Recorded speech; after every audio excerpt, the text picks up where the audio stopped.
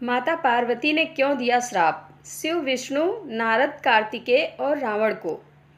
शिव पुराण की टीकाओं में दंत कथाओं के अनुसार एक बार भगवान शंकर ने माता पार्वती के साथ द्यूत अर्थात जुआ खेलने की अभिलाषा प्रकट की। खेल में भगवान शंकर अपना सब कुछ हार गए।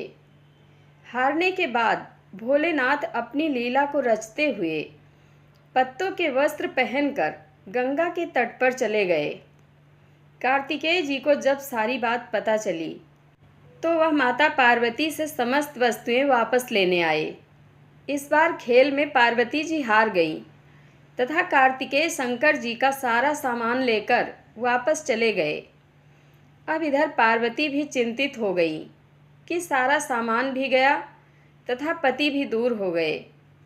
पार्वती जी ने अपनी व्यथा अपने प्रिय पुत्र गणेश जी को बताई तो मातृ भक्त गणेश जी स्वयं खेल खेलने शंकर भगवान के पास पहुँचे। गणेश जी जीत गए तथा लौटकर अपनी जीत का समाचार माता को सुनाया। इस पर पार्वती बोली कि उन्हें अपने पिता को साथ लेकर आना चाहिए था। गणेश जी फिर भोलेनाथ की खोज करने निकल पड़े। भोलेनाथ से उनकी भेंट हरिद्वार में हुई। उस समय भोलेनाथ भगवान विष्णु व कार्तिकेय के साथ भ्रमण कर रहे थे। पार्वती से नाराज भोलेनाथ ने लौटने से मना कर दिया। भोलेनाथ के भक्त रावण ने गणेश जी के वाहन मूषक को बिल्ली का रूप धारण करके डरा दिया। मूषक गणेश जी को छोड़कर भाग गए। इधर भगवान विष्णु ने भोलेनाथ की इच्छा से पासा का रूप धारण कर लिया था। गणेश जी ने माता के उदास होने की बात भोलेनाथ को कह सुनाई।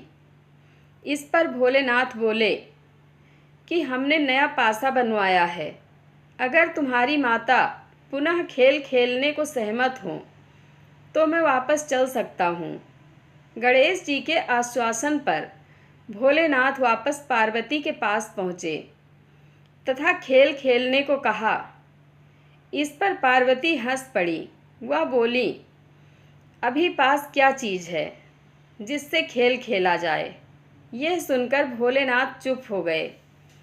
इस पर नारद जी ने अपनी वीणा आदि सामग्री उन्हें दी। इस खेल में भोलेनाथ हर बार जीतने लगे।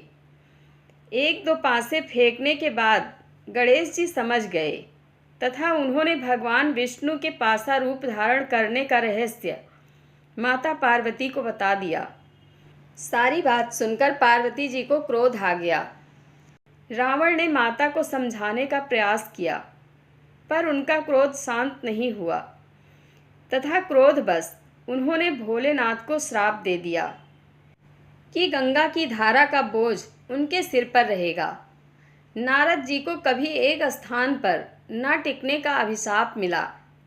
भगवान विष्णु को श्राप दिया कि यही रावण तुम्हारा शत्रु होगा तथा रावण को श्राप दिया कि विष्णु ही तुम्हारा विनाश करेंगे। कार्तिकेय को भी माता पार्वती ने हमेशा बाल रूप में रहने का श्राप दे दिया। जय माता दी। धन्यवाद।